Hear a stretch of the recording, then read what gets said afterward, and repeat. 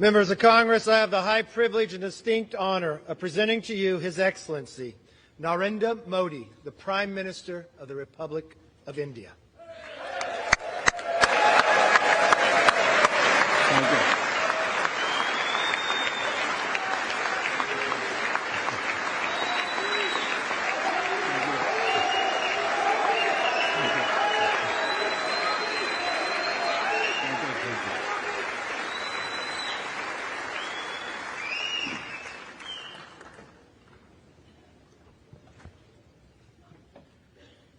Mr. Speaker, Madam Vice President, distinguished members of the U.S. Congress, ladies and gentlemen, Namaskar.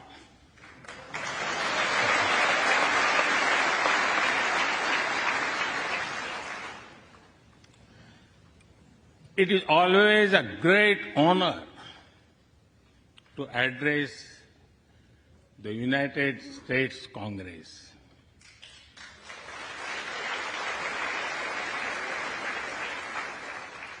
It is an exceptional privilege to do so twice.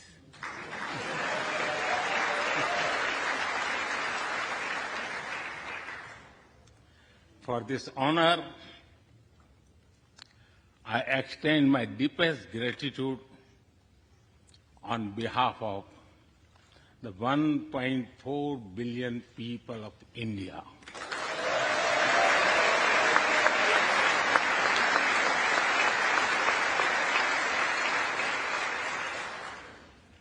I see that nearly half of you were here in 2016. I feel your warmth as old friends.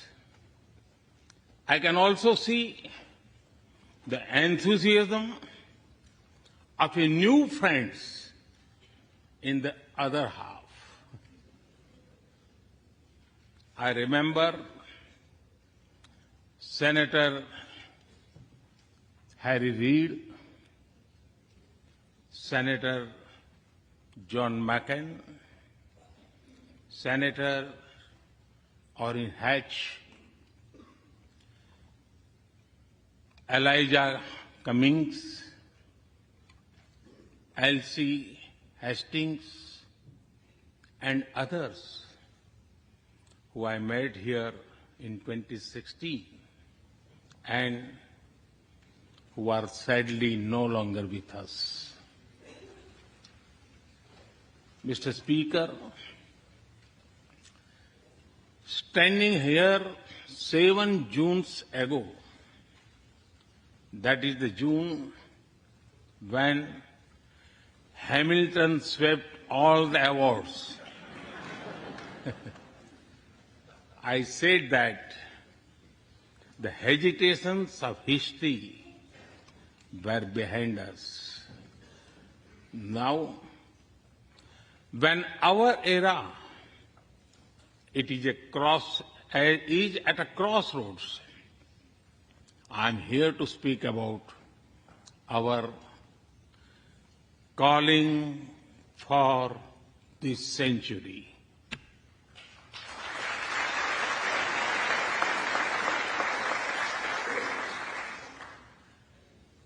Through the long and widening road that we have traveled, we have met the test of friendship. A lot has changed since I came here 7 summers ago.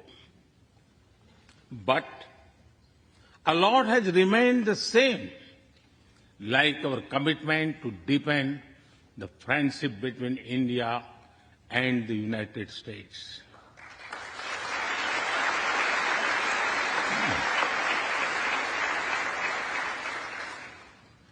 In the past few years, there have been many advances in AI, artificial intelligence.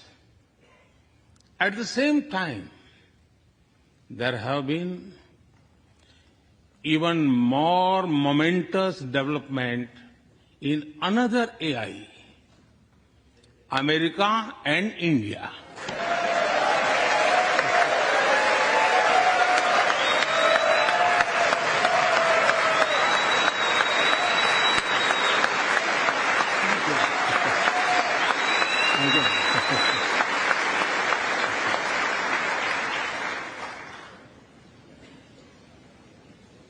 Mr. Speaker and distinguished members, the beauty of democracy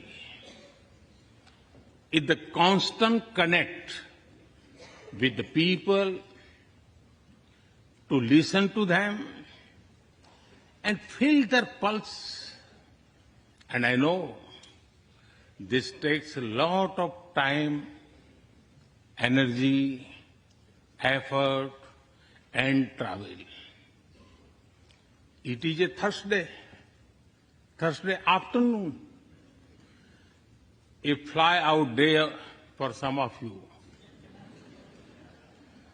So I'm grateful for your time. I also know how busy you have been this last month. Being a citizen of a vibrant democracy, myself, I can admit one thing, Mr. Speaker, you have a tough job.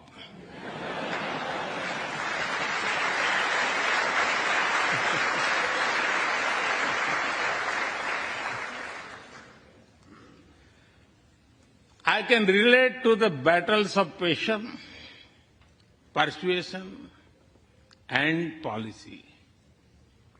I can understand the debate of ideas and ideology. But I am delighted to see you come together today to celebrate the bond between world's two great democracies, India and the United States. Thank you.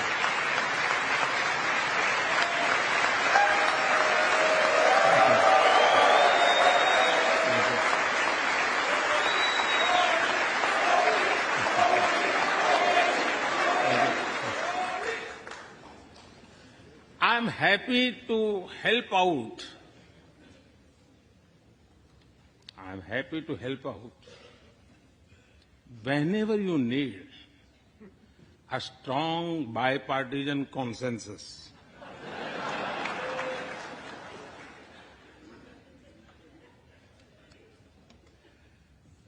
There will be and there must be a contest of ideas at home. But we must also come together as one when we speak for our nation.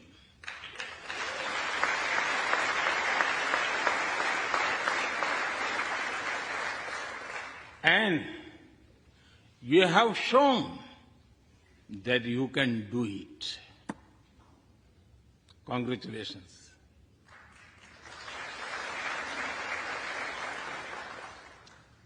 Mr. Speaker, the foundation of America was inspired by the vision of a nation of equal people. Throughout your history, you embraced people from around the world, and you have made them equal partners in the American dream.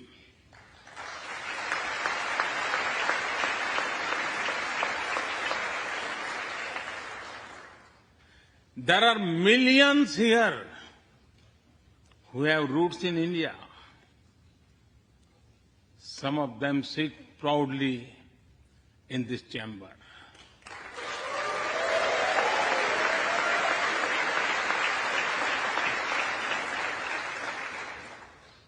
And there is one behind me. who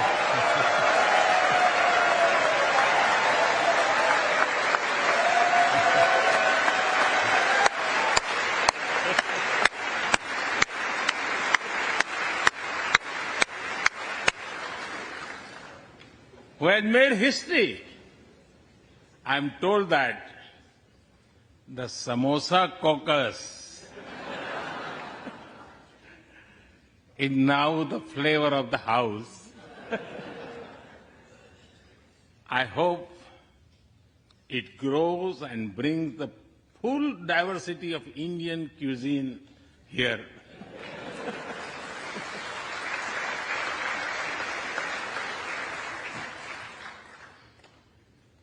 Over 2 centuries, we have inspired each other through the lives of great Americans and Indians. We pay tribute to Mahatma Gandhi and Martin Luther King Jr.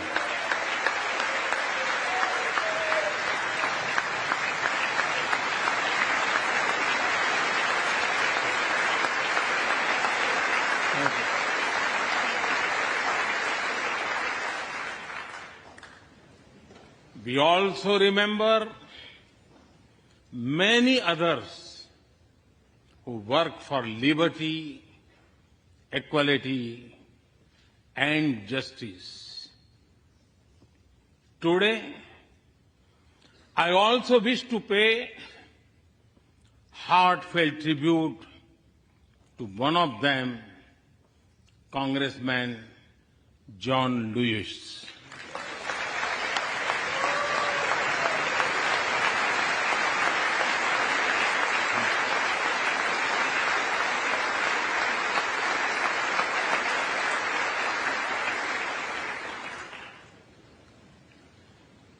Mr. Speaker,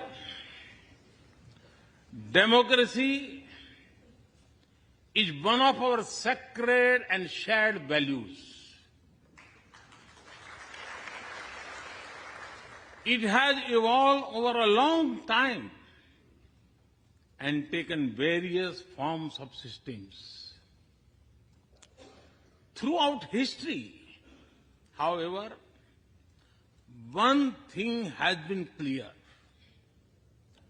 Democracy is the spirit that supports equality and dignity.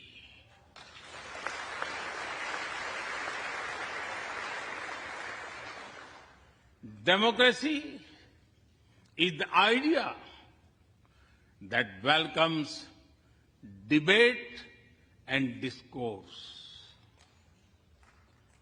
Democracy is the culture that gives wings to thought and expression. India is blessed to have such values from times immemorial. In the evolution of the democratic spirit, India is the mother of democracy.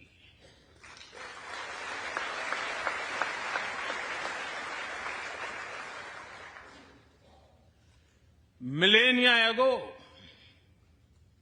our oldest scripture said, Ekam Sat Vipra Bahudha Vadanti. It means that truth is one, but the wise express it in a different ways. Now, the US is the oldest and India the largest democracy. Our partnership augurs well for the future of democracy.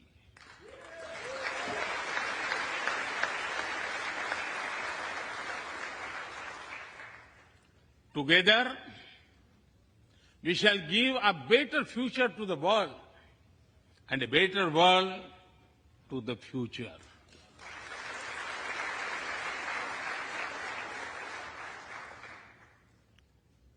Mr. Speaker, last year, India celebrated 75 years of its independence. Every milestone is important, but this one was a special. We celebrated a remarkable journey of over 75 years of freedom after 1,000 years of foreign rule in one form or another. This was not just a celebration of democracy, but also of diversity. Not just of constitution, but also of its spirit of a social empowerment. Not just of our competitiveness and cooperative federalism, but also of our essential unity and integrity.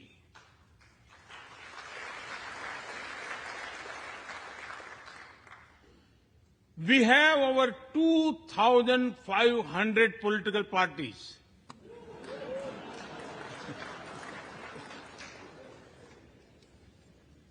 Yes, you heard that right. 2,500. About 20 different parties govern various states of India.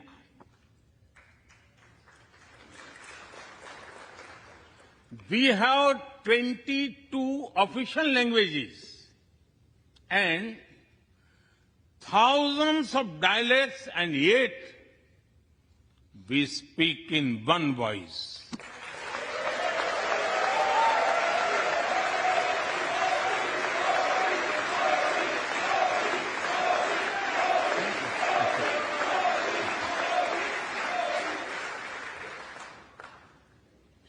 Every 100 miles, our cuisine changes.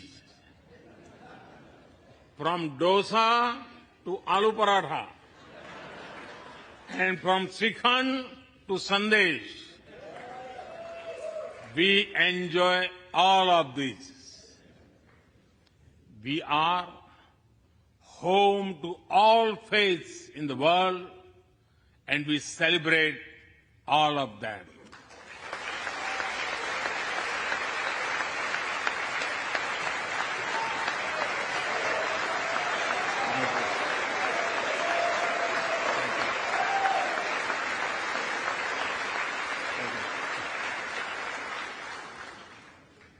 In India, diversity is a natural way of life. Today, the world wants to know more and more about India. I see that. Curiosity in this house too. We were honored to receive over 100 members of the U.S. Congress in India over the last decade.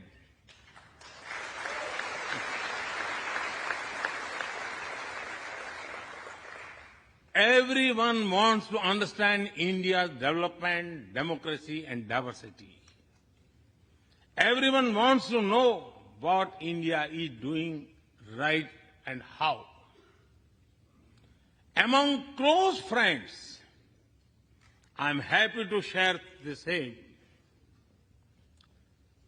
Mr. Speaker, when I first visited the U.S. as a Prime Minister, India was the 10th largest economy in the world.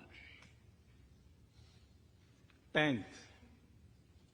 Today, India is the 5th largest economy.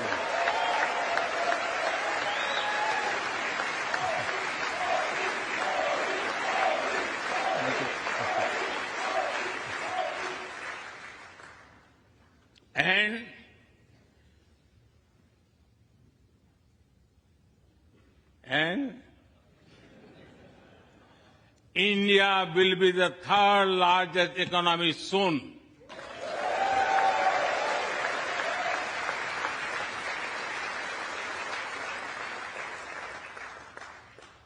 We are not only growing bigger, but we are also growing faster. When India grows, the whole world grows.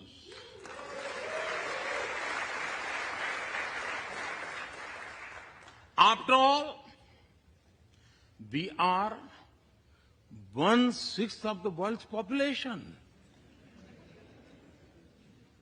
In the last century, when India won its freedom, it inspired many other countries to free themselves from colonial rule.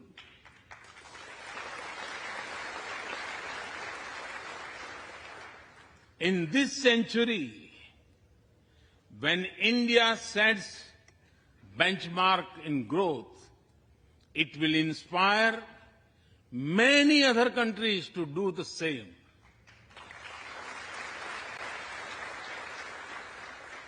Our vision is सबका साथ, सबका विकास, सबका विश्वास, सबका प्रयास. It means together for everyone's growth, with everyone's trust and everyone's efforts. Let me share with you how this vision is translating into action with speed and scale. We are focusing on infrastructure development.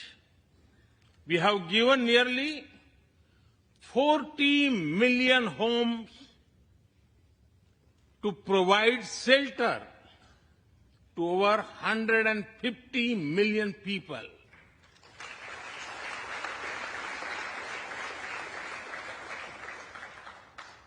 That is nearly 6 times the population of Australia.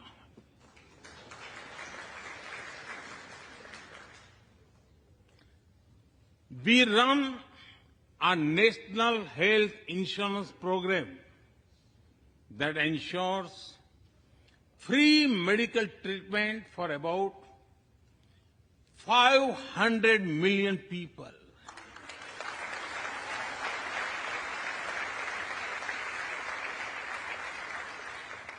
$500 million people, that is greater than the population of South America. We took banking to the unbanked with the world's largest financial inclusion drive. Nearly 500 million people benefited. This is close to the population of North America. We have worked on building Digital India. Today, there are more than 850 million smartphones and internet users in the country.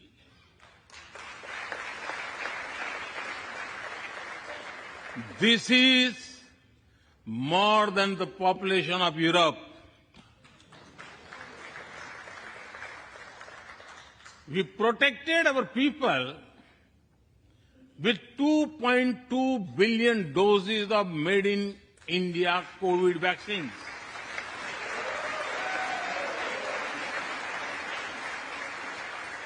And that too free cost.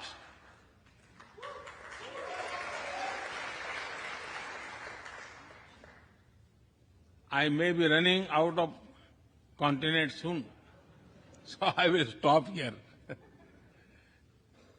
Distinguished members, the Vedas are one of the world's oldest scriptures. They are a great treasure of humanity composed thousands of years ago. Back then, women sages composed many verses in these Vedas. And today, in modern India, women are leading us to a better future.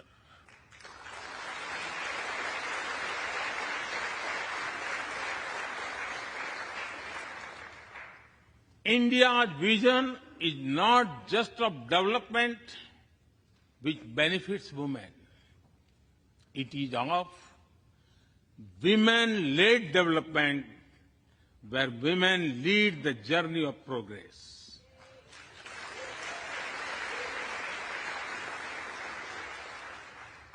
A woman has risen from a humble tribal background to be our head of states.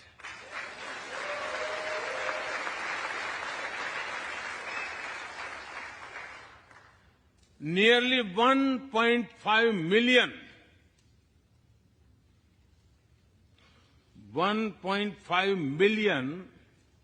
elected women lead us at various levels. And that is of local governments. Today, women serve our country in the Army, Navy, and Air Force. India also has the highest percentage of women airline pilots in the world.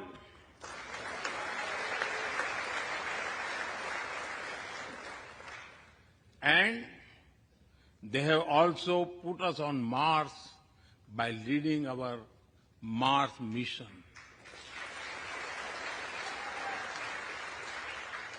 I believe that investigating in a girl child lifts up the entire family. Empowering women transforms the nation.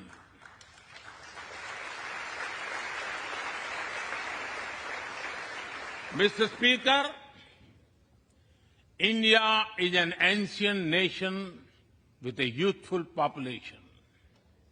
India is known for its traditions, but the younger generation is also making a hub of technology, be it creative reels on Insta or real-time payments.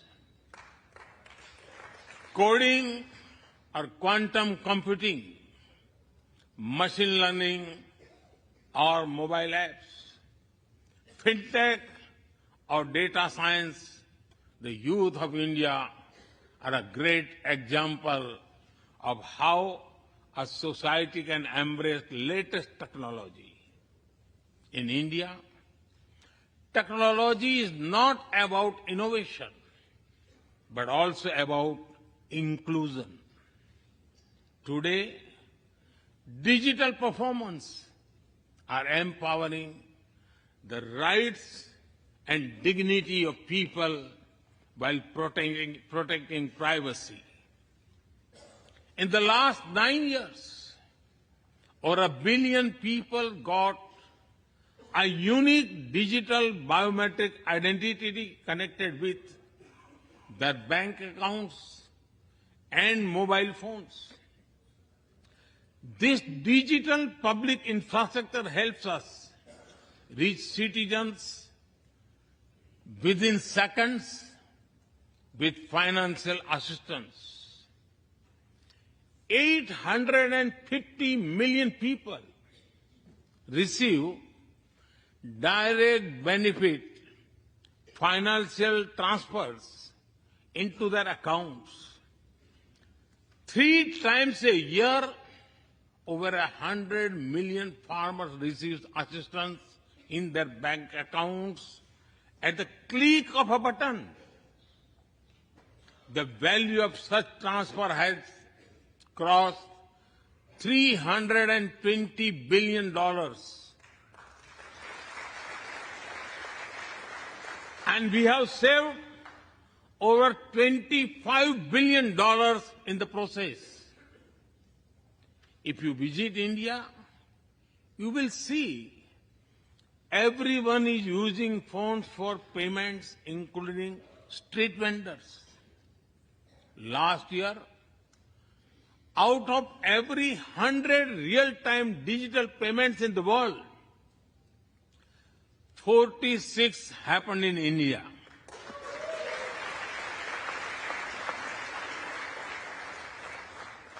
nearly 400,000 miles of optical fiber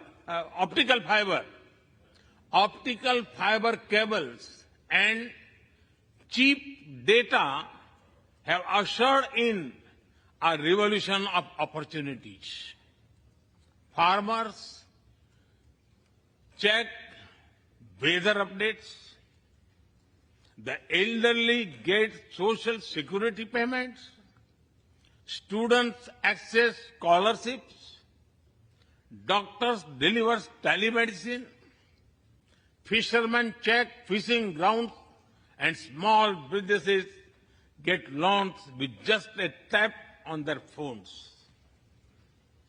Mr. Speaker, a spirit of democracy, inclusion, and sustainability defines us. It also shapes our outlook to the world. India grows while being responsible about our planet. We believe, Mata Bhumihi Putro Aham Prithviya. This means the earth is our mother and we are her children. Indian culture deeply respects the environment and our planet.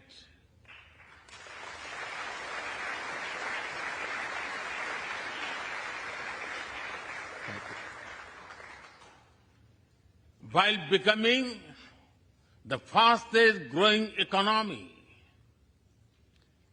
we grew our solar capacity by 2,300%. Yes, you have heard right. 2,300%.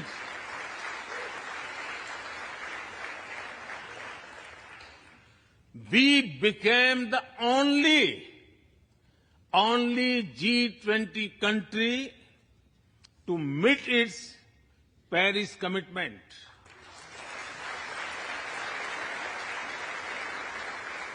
We made renewables account for over 40% of our energy sources, 9 years ahead of the target of 2030. But we did not stop there.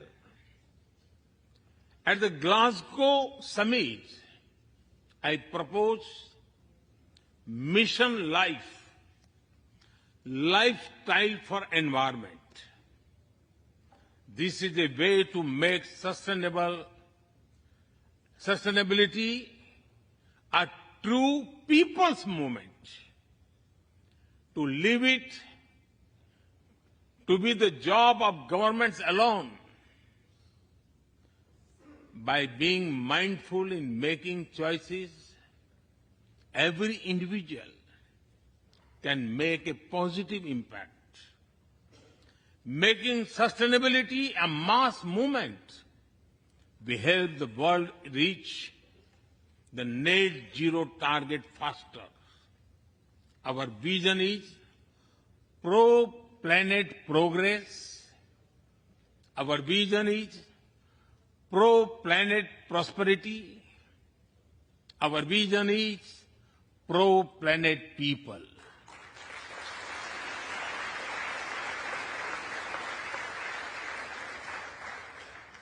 Mr. Speaker, we live by the motto of Vasudhaiv Kutumbakam, or the world is one family.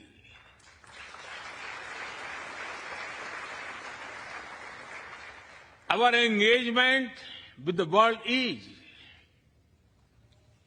for everyone's benefit.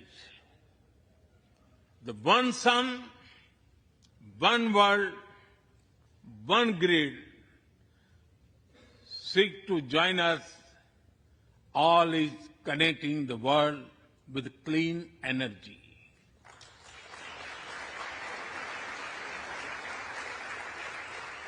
One Earth, One Health is a vision for global action to bring quality health care to everyone, including animals and plants.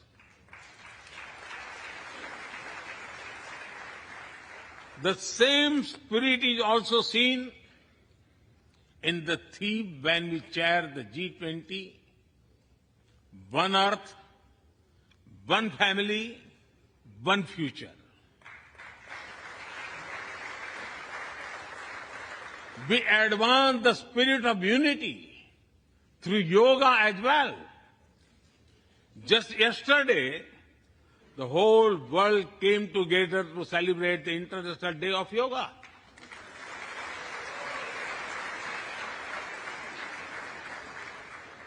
Just last week, all nations joined our proposal at the UN to build a memorial wall to honor the peacekeepers. And this year, the whole world is celebrating the International Year of Millets to promote sustainable agriculture and nutrition alike. During COVID, we delivered vaccines and medicines to over 150 countries. We reach out to others, being disasters as first responders, as we do for our own. We share our modest resources with those who need them the most. We build capabilities, not dependencies.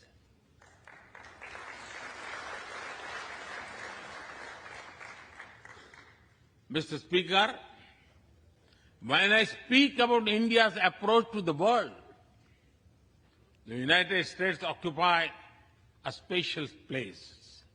I know. Our relations are of great importance to all of you. Every member of this Congress has a deep interest in it. When defense and aerospace in India grow, industries in the state of Washington, Arizona, Georgia, Alabama, South Carolina, and Pennsylvania thrive.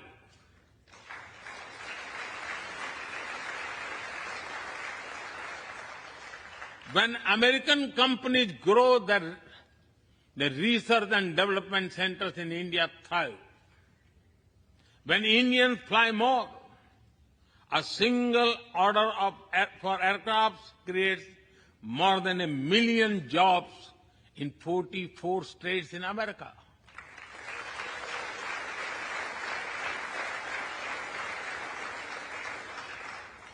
When an American phone makers invest in India, it creates an entire ecosystem of jobs and opportunities in both countries.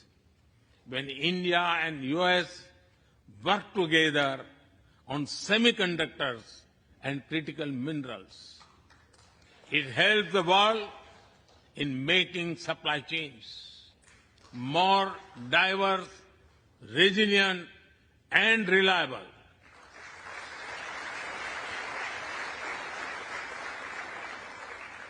Indeed, Mr. Speaker,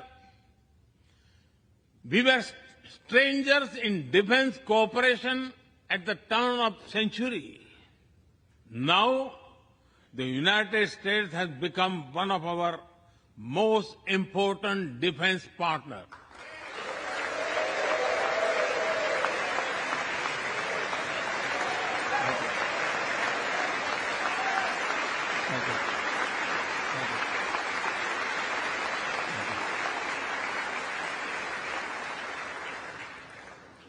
Today, India and the US are working together in space and in the seas, in science and in semiconductors, in startups and sustainability, in tech and in trade, in farming and finance, in art and artificial intelligence, in energy and education, in healthcare and humanitarian efforts.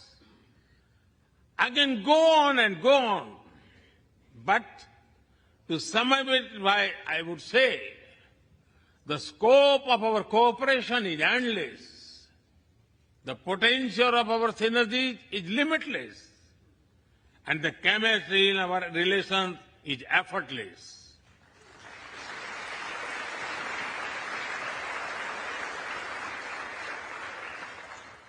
In all this, Indian Americans have played a big role.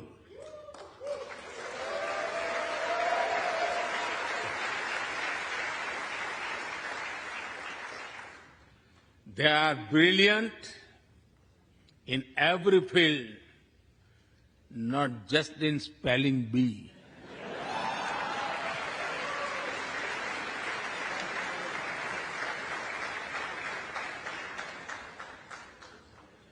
With their hearts and minds, talent and skills, and the love for America and India, they have connected us. They have unlocked doors. They have shown the potential of our partnership. Mr. Speaker, distinguished members, every Indian Prime Minister and American President of the past has taken our relationship further. But our generation has to honor of taking it to greater heights.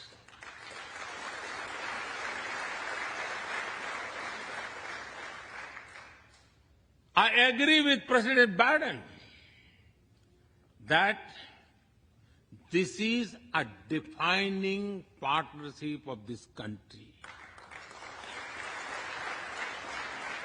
because it serves a larger purpose: democracy, demography, and destiny give us the purpose.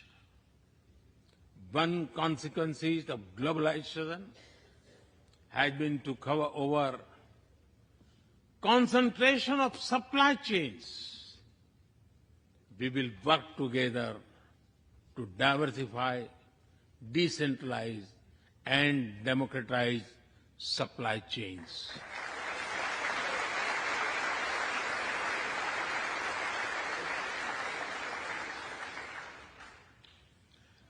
Technology will determine the security, prosperity, and leadership in the 21st century. That is why our two countries established a new initiative for critical and emerging technologies. Our knowledge partnership will serve humanity and seek solutions to the global challenges of climate change, hunger, and health. Mr. Speaker and distinguished members, the last few years have seen deeply disruptive developments. With the Ukraine conflict, war has returned to Europe. It is causing great pain in the region. Since it involves major powers, the outcomes are severe. Countries of the global south have been particularly affected.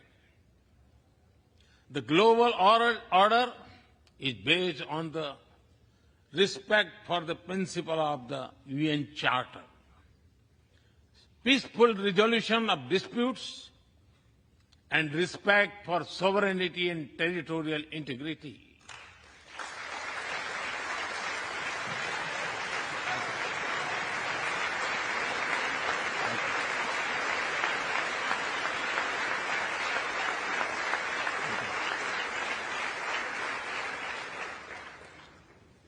As I have said directly and publicly, this is not an era of war.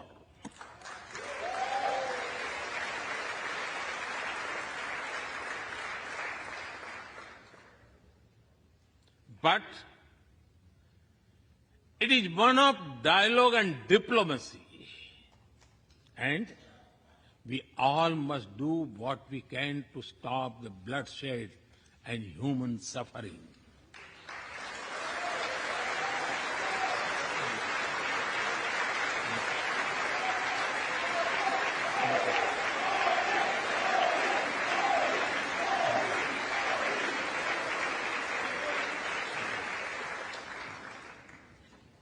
Mr. Speaker, the dark clouds of coercion and confrontation are casting their shadow in the Indo-Pacific. The stability of the region has become one of the central concerns of our partnership. We share a vision of a free, open, and inclusive Indo-Pacific.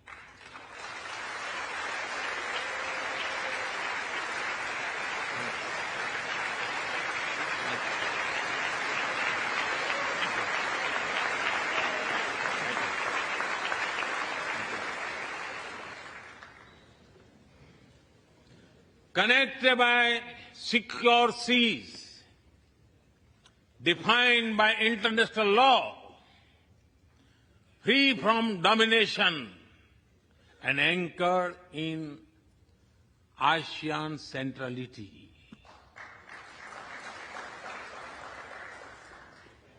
A region where all nations, small and large, are free and fearless in their choices, where progress is not suffocated by an impossible burdens of debt.